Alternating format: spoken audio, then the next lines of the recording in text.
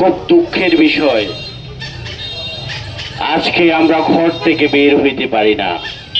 সন্ত্রাসী চিন্তায় ঘরে চাঁদাবাজদের জন্য আমরা কোথাও ছোটখাটো ব্যবসা করলে ওখানেও চাঁদা দাবি করে সন্ত্রাসীরা।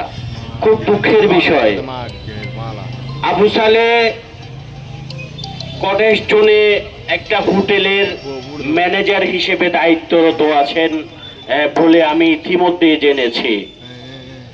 কিন্তু এই কটেজ জোনের স্মরণীয় গলির নামের একটা গলি এই কক্সেস বাজারের সমস্ত টোকাই সন্ত্রাসীদের ওখানে আস্তানা। এই পতিতালয়ের বিভিন্ন হোটেলে এই সন্ত্রাসীরা অবস্থান করে নিরীহ মানুষকে ধরে নিয়ে গিয়ে ওখানে বিভিন্নভাবে টর্চার করে তাদেরকে সর্বোচ্চ লুট করে নেওয়া হয়। এই সাগর বাদশাহ, যদি সাগর বাদশাহ, আকাশ বাদশাহ, যে বাদশাহ হোক না কেন, আমি প্রশাসনের দৃষ্টি আকর্ষণ করে বলতে চাই, তাকে সহ যেই সমস্ত সন্ত্রাসী এই হোটেল মোটেল জোনে নৈরাজ্য সৃষ্টি করছে তাদেরকে দ্রুত গ্রেপ্তার করে আইনের আওতায় আনা হোক। আমি ডিআইজি আফেল মাহমুদ ভাইয়ের দৃষ্টি আকর্ষণ করছি, আমি এসপি মহোদয়ের দৃষ্টি আকর্ষণ করছি। গতকাল আবু সালেকে নির্মমভাবে হত্যার উদ্দেশ্যে যেভাবে ছুরিকাঘাত করা হয়েছে তার দৃষ্টান্তমূলক শাস্তির ব্যবস্থা করা হোক।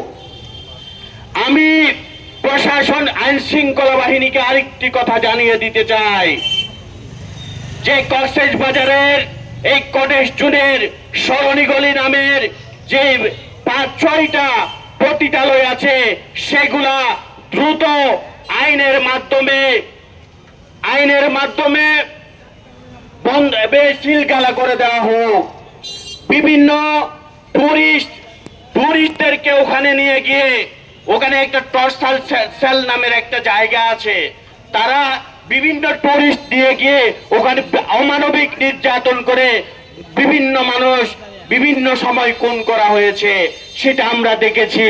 এবং প্রতিনিয়ত ওই সরণী গলিতে বিভিন্ন ধরনের ছুরিঘাত, মারামারি, হত্যা সহ বিভিন্ন অপকর্ম ওই সরণী গলিতে হয়, সেটা আমরা জানি। এই সাগর বাদশাহ সহ তাদের সিন্ডিকেটের বিরুদ্ধে আপনাদেরকে সোচ্চার হতে হবে। আরেকটি কথা বলে দিতে চাই, 7 নম্বর ওয়ার্ডবাসীকে আপনারা চিনেন। আমরা সন্ত্রাসী কায়দায় যদি আপনাদেরকে দমন করার চেষ্টা করে তাহলে আপনাদের অস্তিত্ব থাকবে না। আমরাও পারি আপনাদেরকে দমন করতে, কিন্তু আমরা চাই না আইন আমাদের হাতে তুলে দিই।